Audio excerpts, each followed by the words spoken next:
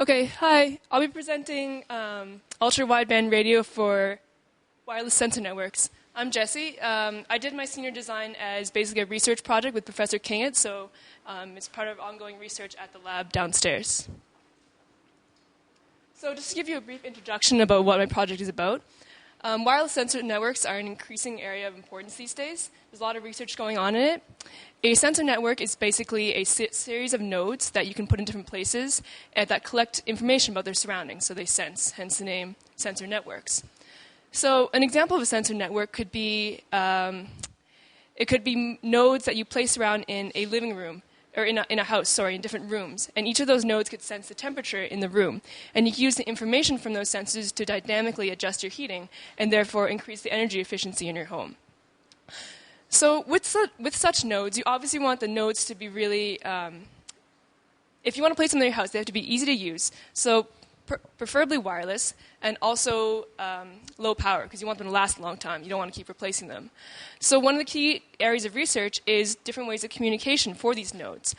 Traditionally, wireless sensor networks have used narrowband communication techniques.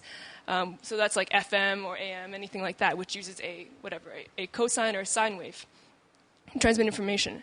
However, as part of my research, we're looking into using ultra-wideband communication instead of narrowband. And the difference with ultra-wideband is that if you think about FM, you're basically sending a cosine or a sine wave, which is very broad in time, but it's very narrow in the frequency domain. It's just a small pulse. For ultra-wideband, on the other hand, you have a very narrow pulse in the time domain, and that results in a very, very broad spectrum in the frequency domain. And so it's basically just a whole different way of thinking about it. Ultra-wideband transmitters and receivers have much lower power than narrowband transmitters and receivers, so that's obviously advantageous for sensor networks. But however, they introduce a whole new set of problems with them, because you have a lot of networking algorithms that are based on narrowband communication. So in narrowband communication, at least, the power to transmit and to receive a bit are always equal. So you make decisions based on who you want to talk to, different nodes, based on that information. However, with ultra-wideband, the power to transmit is actually far lower than the power to receive. So that's going to drastically change your communication algorithms about how you want your sensor networks, your nodes on your network to communicate. So people have been obviously researching new algorithms for ultra-wideband communication, and we need to be able to test these algorithms. So the part of my project that is in this research is integrating ultra-wideband communication into existing sensor networks so that we can use it as a test bed to try out our new algorithms.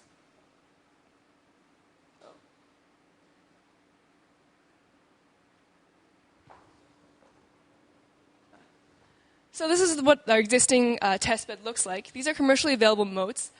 They're made by Crossbow Technologies. It's basically, you see here, a little battery, 2 AA's. On here there's a microcontroller. I think this is the RF chip.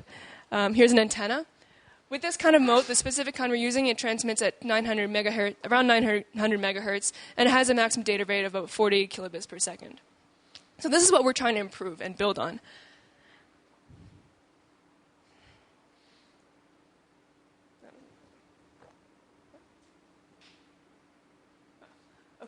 So we want to override the existing RF transceiver and use our own ultra-wideband chips, which have been developed by graduate students in our lab.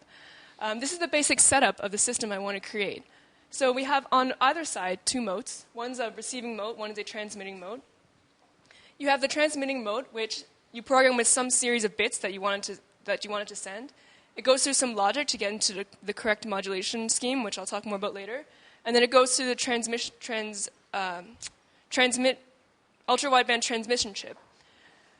From there, it goes through the air, through the antenna, using ultra-wideband techniques, goes to the receiving chip, goes through some more logic, and goes to the mode, which can then interpret the data and send it to your PC, or you can do whatever you want with it. The key thing here is actually these chips are developed previously by graduate students in the lab, so my goal is mainly on this logic part, interfacing the chips and the modes, which presents several challenges, which I worked on. So the modulation scheme, which was decided by some of the other graduate students, basically uses 2 pulses to transmit. So actually, these are supposed to be arrows, but I guess when I exported it, it changed. So you see here, for both transmitting a 0 and a 1, you have, in both cases, a sync pulse at the very beginning. But if you want to transmit a 1, you send a data pulse along with it. Whereas in a 0, you have no second pulse here. So the receiver will know that it's receiving a 0 or a 1. The advantage of this kind of modulation scheme is that there's no need for synchronization, because the receiver just waits to listen to these kind of sync pulses. So for example, if you're sending a 1 and then a 0, this is what kind of data you need to send out to your transmitter. In this case, you can change the data rate easily by just shifting this pulse all the way down. So you could dynamically modify the frequency on the fly, which also you can incorporate into your network algorithms. Oh, it's kind of screwed up. Okay. So this is just an example of the kind of logic that I implemented. So going back to this diagram, right now we're looking right here, the logic between the microcontroller and the mote, and what kind of data format the transmitter expects. So it's just a whole bunch of digital logic. There's supposed to be arrows here, but they got screwed up. Anyway, they come out. I won't go through the details, but basically you can see that the mote is able to generate certain types of signals, but it's severely limited because of its microcontroller and the kinds of things it can output.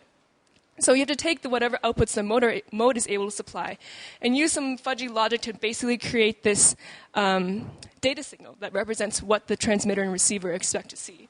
So you can see here you have a 1, 0, 0, 1, 0, 1, 0, 0. So that's what comes out of the out pin here.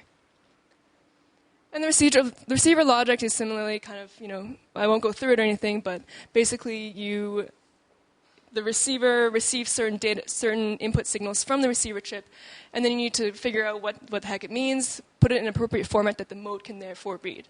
So over on this side is the receiver chip here. Here's all the logic, and here's the mote that is reading it. So that's right back here. So the programming environment I used was TinyOS, which is an open source operating system designed specifically for sensor networks. It was written in NestC, which is a subset of C. It's very modular. It's